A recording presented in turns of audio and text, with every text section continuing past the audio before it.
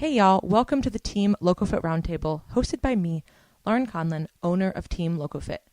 Each week, I am joined by one of our coaches to dive headfirst into the nutrition, training, mindset, and coaching strategies we use with our clients.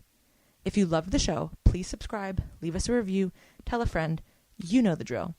And for more information about coaching, the programs we offer, and additional content, visit teamlocofit.com. All right, and we are back with Coach Sam. Hey. Hey. That was like the limpiest. Hey. Hi. Hey. Sam doing good despite her introduction. And well, debatable, I guess. Maybe also debatable probably how you're feeling. But yeah. Your breathing isn't labored right now, so we're doing good. I'm muting myself a lot, you guys. So if you hear heavy breathing, it is actually me, not Laurin this time. But I have an excuse. Normally, I'm just like the mouth breather of the group, but you do have a pretty good excuse right now. You know what? I was actually doing a guided meditation the other day, and she said, breathe in through your nose, not through your mouth. And I was like, nope, mouth breathing the whole way. It's just the way it is with pregnancy. But anyway. Just where we are right now. And today's topic is mouth breathing. Mouth breathing. Actually, honestly, we should probably bring an expert on for here because there's a lot of really interesting stuff with nasal breathing versus mouth breathing. And there's a lot of great research on the benefits of nasal breathing. Oh, wow. And it's something really you didn't know. Oh, dude, it's like a whole subset of stuff. And it affects everything from your sleep to your hormones. It's a really big thing. It's not like woo science either. It's actual science. But one of the biggest contributors to hormonal disruption actually is sleep apnea. And most of the time people who have sleep apnea, not always, but oftentimes they aren't breathing through the nose.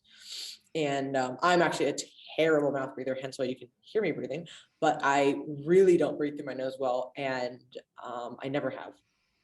But it's really interesting to see and to hear some of this literature. So that would actually be a good topic. Okay, let's do it. Not today, because we didn't prep for that one, but we are going to be talking about expectation versus reality. Yes.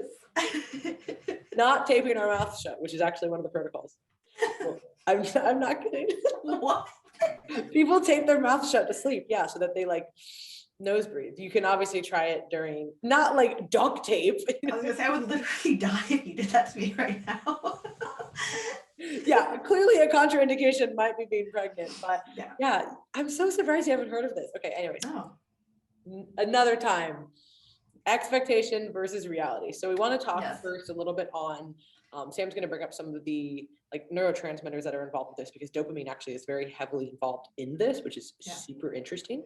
And then we want to talk about obviously how to adjust, being realistic, and then go through a few client scenarios that are really common and we can make positives out of negative situations. So first, let's talk about the dopamine and how that's all regulated here.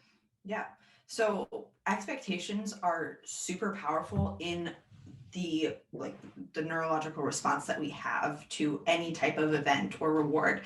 So if you have moderate expectations, or really anything, if you have expectations for something and that event matches your expectations or exceeds your expectations, you're going to have a dopamine response that makes you feel good.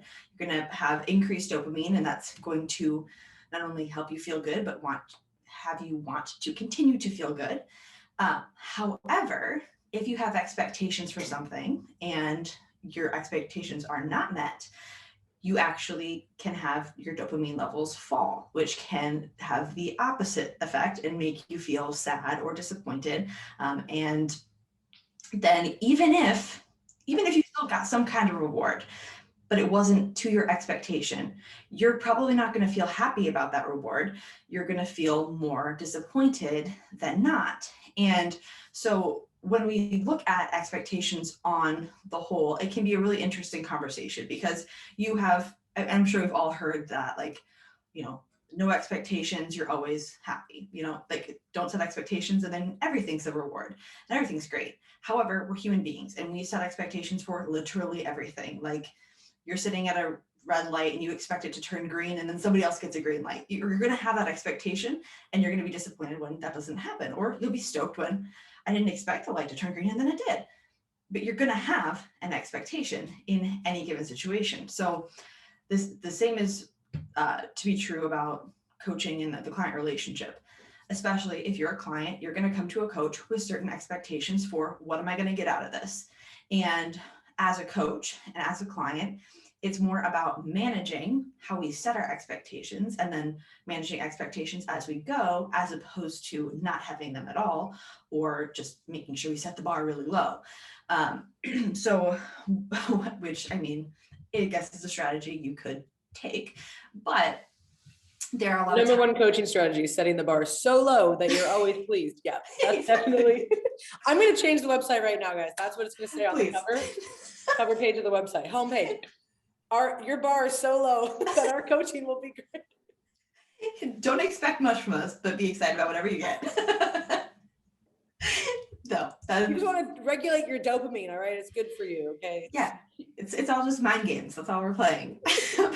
But if we can have like these, we're going to talk about like what realistic expectations mean and everything like that. But if we can at least have expectations set together and we can manage our expectations as we go, honestly and clearly, it can have a really big effect in the experience that you have as a client or as a coach, rather than having expectations that are either consistently unmet or are potentially unrealistic, and then feeling disappointed when we don't reach that. So, yeah, we'll talk on. Dopamine is such an interesting molecule, but especially in this context, because you can literally create a better or worse situation just about how you're thinking about it.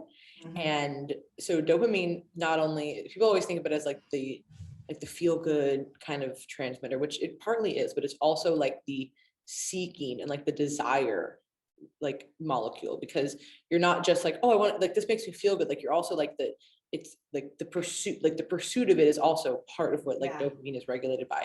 So when you're always thinking about something, if you have it in the back of your mind, like it's going to be like the best thing ever, part of it is like seeking that out. And that's part of the fun too, even if you're not getting it, like that's still part of the excitement behind it. And, you know, you're having all these floods of chemicals. And then when you get it, if it doesn't match that, it can be really a really big letdown. And that's often when people, unfortunately, sometimes people will not understand that. And they think, oh, maybe I didn't do it enough or as good or like whatever it might be, right? Like, and then they keep going after that. And it's like, that might not actually be, might not be the best approach. Yeah. Need to regulate that.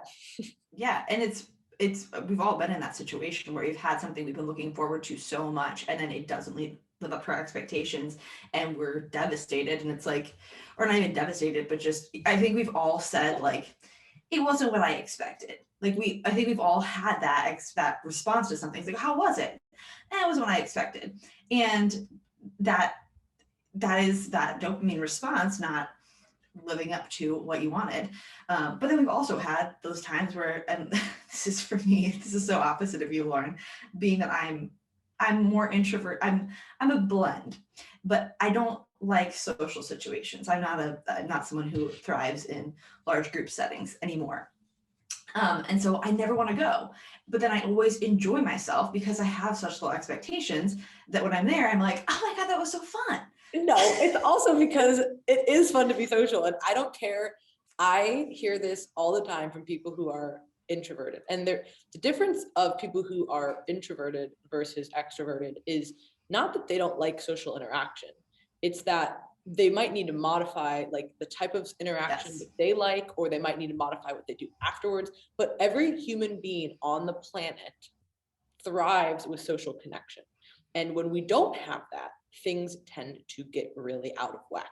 Now, does it mean that you want to be at a party with 300 people that you don't know? No, that might not be a great situation for somebody who's more introverted, but you can still get together with a few friends or, you know, a handful of people, and maybe you didn't want to go, but you actually, again, enhance those social ties and enhance that social network, and you're going to feel a lot better. Now, you might need a little bit of recovery time. That's also a big kind of difference. But it Give me doesn't a few mean weeks and I'll be back. people need to be social. It's actually funny. I used to think, so when I would come back from events, now partly when you're at events, you're really, you're running around a lot, like you expend a lot of energy and you are likely not sleeping as well and you're traveling and all of that. But part of it too is like, for me at least, that kind of like a come down afterwards of like being around so many people that when I'm not, I'm like, oh, like part of it's just like actually being tired from the travel. But part of it's like, oh, now I'm back to my like not talking to people stuff. And again, that's where, obviously I differ. But it doesn't matter what the size or the way that it's operated. Everybody needs social interaction. And this was not what we were trying to talk about, but honestly, I think it needs to be like screamed from the fucking rooftops, because I think that people have convinced themselves that they don't need that. And then they always feel so much better because that's how we are wired as human beings. We need social interaction with others. And it doesn't mean a big group, and it doesn't mean about like it doesn't need to be like this crazy, like you don't need to go to a nightclub in order to get like your social interaction. And I would actually say that probably is a negative social interaction for a lot of people. Right. But you still need like human contact. This needs to be a podcast with Rick about balancing introversion and extroversion post-pandemic life, because I think we're all going to be like, all us introverts are going to be even more awkward turtles when we get out of the house. And both of us are like super extroverted. We'll have all the tips for you guys. Okay. Yeah. Anyways, back to expectations and reality. Yes. So one of the biggest things, of course, is being realistic. And this is a crux of our just coaching philosophy in general. Mm-hmm. And this is how I think people are actually going to make the best progress, because if they are realistic with, oftentimes what we have to reel clients in with is the timeline. Mm-hmm. And everybody wants to think, oh, I'm going to do all this stuff in like the next 3 months. I'm going to dedicate my whole life to this. I'm going to do a total 180. And maybe you do. And that might be the kickstart that you need. But for a lot of people, that like 3 months all in or whatever it is, right, will then turn into a 3 months of all out, right? And then you go through this cycle. And that's what we see with so many people. And it's like, listen, you can do a lot in 3 months, but think about how much you can do in 3 years. Again, it's just like an arbitrary number, and actually make these changes. And then you put in all this work for a few years, and now for the rest of your life, you have all these really positive habits that you can use. Mm-hmm. So I think shifting the timeline is probably the number one thing that we do with clients as far as like being realistic. Would you agree? Yeah, absolutely. And I think the second thing would be being realistic with your bandwidth and capabilities. Because a lot of times when we start something new, it can be really easy to be like, oh yeah, I can do this for 3 months. I'm going to do this, this, and this every single day. And I can do this. And then you get a week in and you're like, holy crap, that's a lot. I can't do this every single day. And you stop everything that you're doing.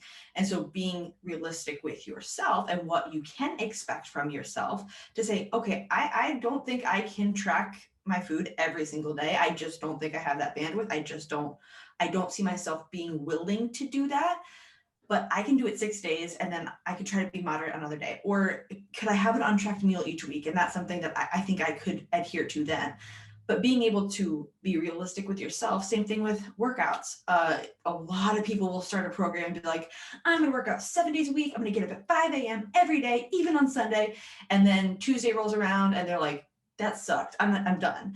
And rather, would it be more realistic? Would it be more possible for you to set the expectation that I can do this 3 days a week and I can do that consistently for the long haul, as opposed to, these 3 days, because you're going to have that expectation that I can do this. And when you can't do that, you're going to be really disappointed in yourself and probably give up. Yeah, it's a balancing act of harnessing that initial motivation that a client has, because you do want to harness that and you do want to use that. When somebody's excited when they're signing up with a coach or they're starting a new program, like, yeah, like we can be a little aggressive out of the gate because like you want to do this, right?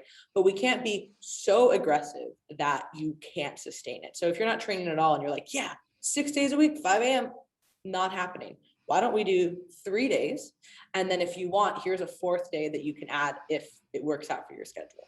and here's the activity goals that we're going to have, or the cardio goals, or whatever it might be, right? Like, here's what we're going to be doing. And that's way better than 0, but 6 is likely not going to happen, because 6 days a week, and I'm going to say this forever also, 6 days a week of training is really hard for most people.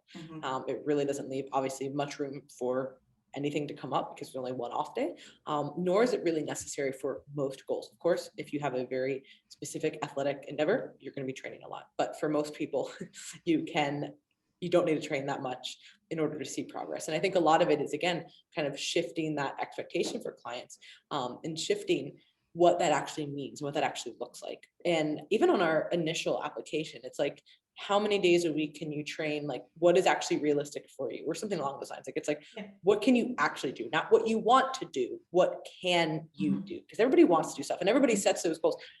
6 days a week at 5 a.m. when you're like totally relaxed, you got nothing going on, you're feeling really good. Like, that's when you're making those types of plans. And we've all done that. I've written out so many things. I'm going to do this. That shit never happens. Like, it doesn't, because you're planning it on a day or a week or whatever. Like, if you're on a vacation, you're like, I'm going to be so productive next month. It's like, all right, of course you're saying that right now, because everything's pretty chill. Everything's pretty normal. Like, regular life isn't hitting you in the face. So why don't we set something that can actually be attainable? And then if it's so fucking easy, then we change it. You know what I mean? Like, I would much rather do that. I'd much rather it be so easy that you're like, give me more, make this harder. Yes, let's do it. But only first after you've proven that you can do that. And being realistic with those expectations of yourself and of your coach too, it can help you feel successful as opposed to feel defeated. Whereas if you come into this program and you're like, okay, these are all the things that I can do, like, expect this of me, coach. I'm going to say, okay, if you can do these things, awesome, let's do it. You want to do this? Let's do it. And then 2 weeks roll by, you haven't done any of it. You're embarrassed. You don't want to check in. You don't want to tell me. And it's like, whoa, we didn't need to do all that. But this is what you told me you wanted to do. And it can cause a lot of disconnect. So being able to have not only set those expectations of yourself that are realistic, but then as a coach to say, okay, this is what I hear you, this is what you want to do. And that's awesome if that's what you really feel you can do. But this is also what we could do. And this would be enough. Would you rather do this, or do you really want to start here? And being able to have that communication. And that's kind of the next point, is like being able to express what we expect of each other, so that there isn't that disconnect. Yeah, I mean, that is so important. And that is where I think the most beneficial aspect of coaching really comes with that communication and being able to express your goals, your expectations, and us being able to adjust those. And because without that, then it's just like, what is the point of having a coach if somebody's just going to say, just do what I say? That's not really useful. Or you don't feel comfortable communicating and telling us what's going on or what's not happening. And we think that it's either totally fine or, we won't know unless a client tells us. Because if we say, hey, here's what we suggest the plan is, like, let's do X, Y, Z. And you're like, yes, okay. And then we hear nothing about it not working or not being, working out in some way, shape, or form. How are we going to know to change that? So expressing that is really important. And I would say too, that adjusting to whatever's going on, we did that like Seasons of Life podcast, right? And I think that was a really important one, that we can all remind ourselves that sometimes, we're going to have to, when being realistic means looking at what season of life that we're in. And if you're in a season of life where it makes sense that you can train 6 days a week at 5 a.m., go for it. And that works into your life, and that actually helps you and that pushes you forward. But that might not be the season of life that you're in. And if you're constantly running your head, into the wall, trying to say, well, why isn't this working? Well, why don't we just adjust your expectations, but also adjust the program, and then we'll be in a much better spot. Yeah. And I actually just had a really interesting conversation about this yesterday, because I had a client who was frustrated that they couldn't do what they did last summer, this summer, as far as their training and their motivation to do things goes. And they're like, they had this expectation that I did this last summer. I was able to train for this thing last summer, and I can't get myself to do it now. And we have to look at what's the difference between last summer and this summer. This particular person has been in quarantine by themselves for a year. the motivation and the energy that they have to do things that they had last summer is probably very different than it is this year. And last summer, this was all new, and that training was probably like a respite, it was something to look forward to. And now it's just like, it's just one more thing.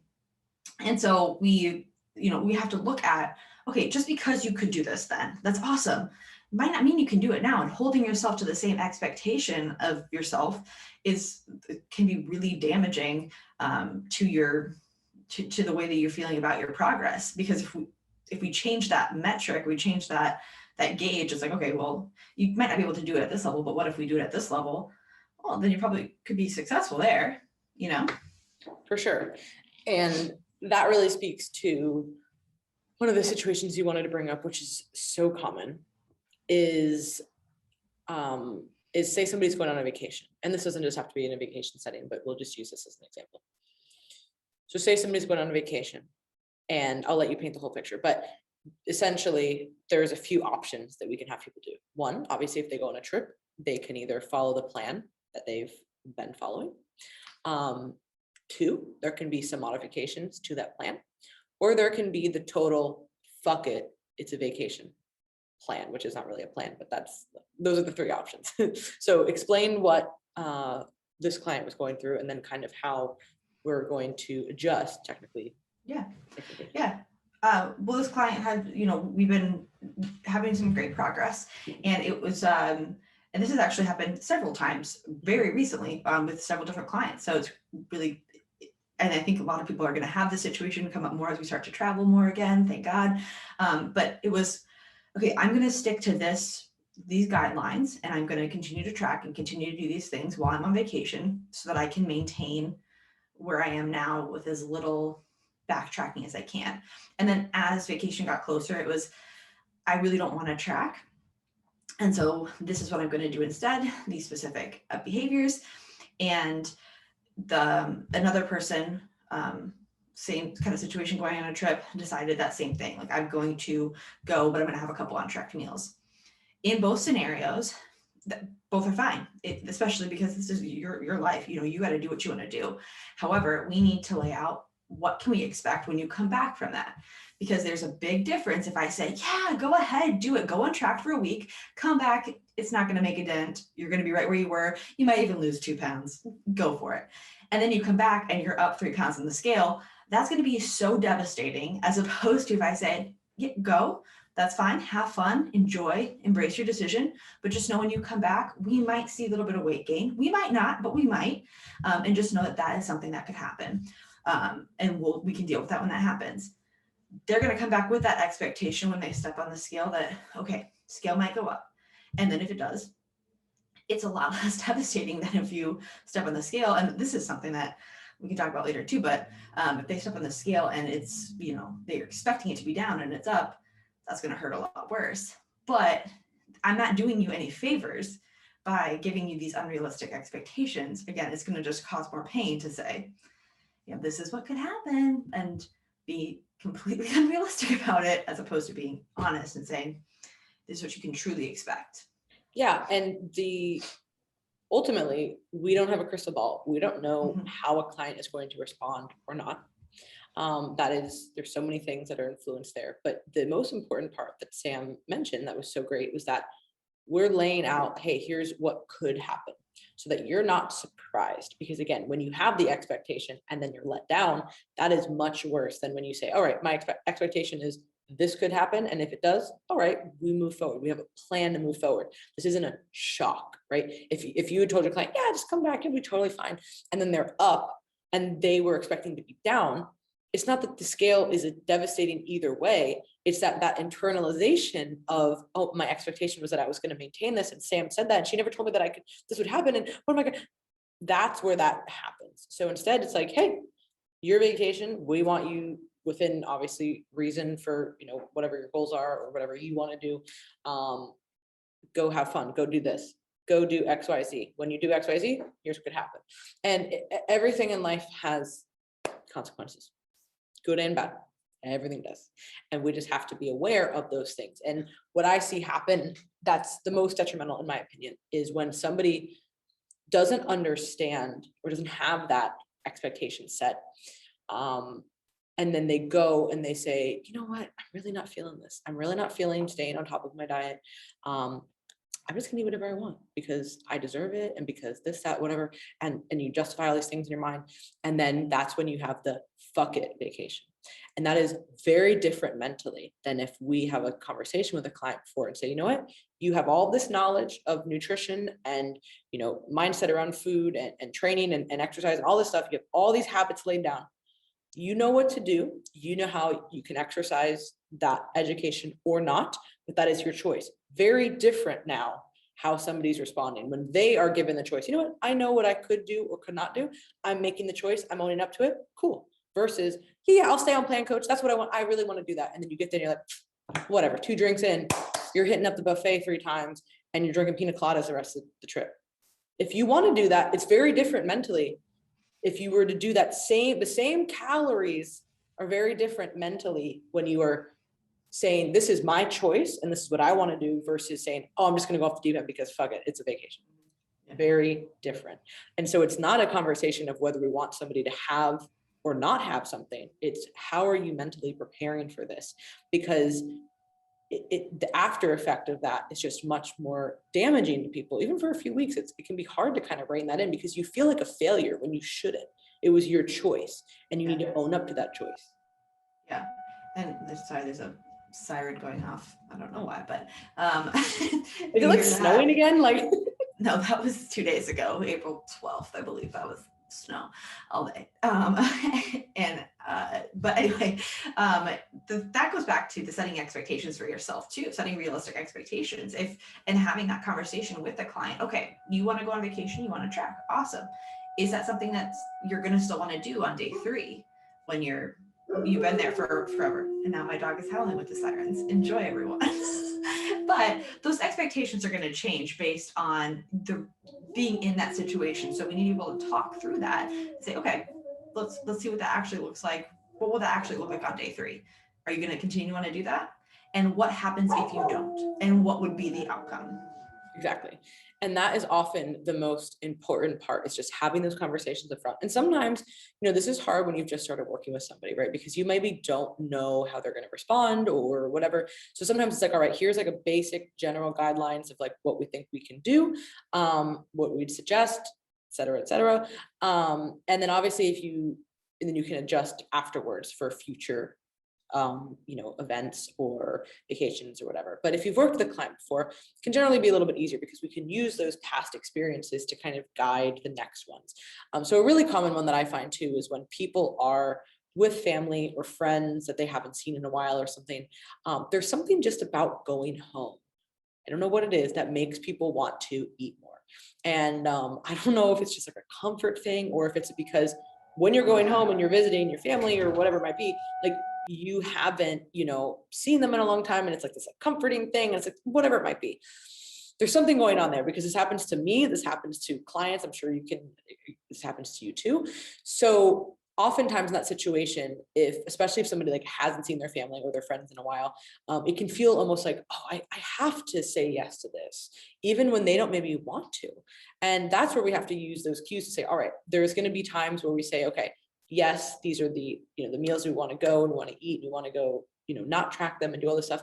But other times, like, I also want you to not feel bad about it too, because if you don't want to do that and you want to have your other meals, or you don't want to have whatever it might be, just because you're there doesn't mean that you have to have it either. So it goes both ways. And that's where it can be really helpful to obviously work with a client through multiple situations. And I just had a client who went through this, went home, somebody with a really great grasp of their nutrition. So this is not like somebody who's new at all, but went home and, had a few meals and was like, man, like I really just, I kind of felt like guilty. Like I had to eat with them because that was kind of like what was expected. And it wasn't like it was a blowout or anything of that sort, but it was like, I probably ate more than I kind of wanted to. And it's like, all right, well, this is going to happen again in a few weeks when you go visit again. So this time, like, just tell people like, hey, these are my goals right now. Like, these are the meals that we're going to go eat. And I don't necessarily want to have this other stuff. And it was totally fine the second time. So it's oftentimes just about that communication, and figuring out what the best plan is, and going back to the whole theme of this, setting those expectations and being really realistic about it through the process. Yeah. And they were just setting the expectations with the other people around them to say, this is what you can expect of me right now. I won't be eating these things. I will be eating these things, and it's nothing to do with you. This is just what to expect from me. And that's a huge thing, just in, that could be a whole other topic, and maybe you and Rick could talk on that too, but just setting expectations in your relationships, because a lot of times the disconnect in relationships comes from having expectations of someone that go unexpressed, and then they're not meeting your expectations. What the hell? Well, if they didn't know what to expect from you or what you expected of them, it's going to be a total mess. But in that situation, yeah, letting people know what to expect from you can help them, you feel less guilt because you know that they know what you're up to. Exactly. So anything else to add to this? Just the podcast in general? Yeah, like to this talk. Yeah, no, I think no, to the siren outside. Like, no, I'm sorry. My German Shepherd thinks it's her Pat calling her every time the siren goes off. It's kind of adorable, just not right now. But I think one really kind of random thing that just happens in our community is that sometimes like these expectations that we have of ourselves don't necessarily always shift with the goal at hand. So like you can have a client who, is like this happened for me for sure. After I got done with my show, it was like my body was changing. I wasn't seeing as many lines and as many veins, and I still expected to see it when I looked in the mirror. And it was so hard to get out of that expectation. And I don't even think I had realized what I was doing, but I was creating this pain for myself by saying like, oh, let's see these lines, let's see these veins. And it's like, no, that's not the goal right now. That's not what we should expect right now. But you get in the habit of expecting that, and you continue to expect that rather than shifting your expectations for right now and being clear with yourself over and over and over. You hold on to these expectations from past goals, and it truly creates pain. I think that it's really important to have that, especially when it comes to your body. So this is something that I talk about a lot. And I think that sometimes the context can be lost like in a post because people they don't really maybe understand what I'm saying. So oftentimes now when I'm talking about, I try, the focus of my social media and like my whole life now is very much less about my body and very much more about other things, right? That's pretty obvious. Yeah. But it doesn't mean that I'm like treating my body like shit or that I don't care at all. It just means the emphasis and the priority isn't there. So I always, when I say things like, I'm not as lean as I could be, or as muscular or as strong or as whatever as I could be, and people are like, no, you look great. That didn't say I didn't look great. I didn't say that I looked good or bad. The reality is I'm not the best of X right now, physically speaking, because I'm not putting in the work for that to be the priority, because I'm putting in work for other things to be a priority. It's not bad. It's just the reality here. If I had the expectation to myself that, I'm going to train less and be a little bit more lax with my food, but I'm expecting to still be as jacked and as lean, that would be incredibly disappointing on my end. If I thought, wow, I used to look like this. Why am I not looking like this anymore? Well, I'm not doing what I used to do anymore. And it's not a good or a bad thing. It is literally just the fucking reality of it. So I think when I post stuff like that, people are like, oh, I think you look amazing. Thank you. That wasn't the point. The point was that if I wanted to do certain things, then I would have to put in certain efforts that I don't have the time, that I don't want to put the time into. Yeah. Because I'm putting other effort into other things, right? So I think that, again, if I had that expectation, like you said, that, oh, I should have abs or the biggest butt ever that I used to have 3 years ago, well, I was doing a lot of different things 3 years ago, and that's okay.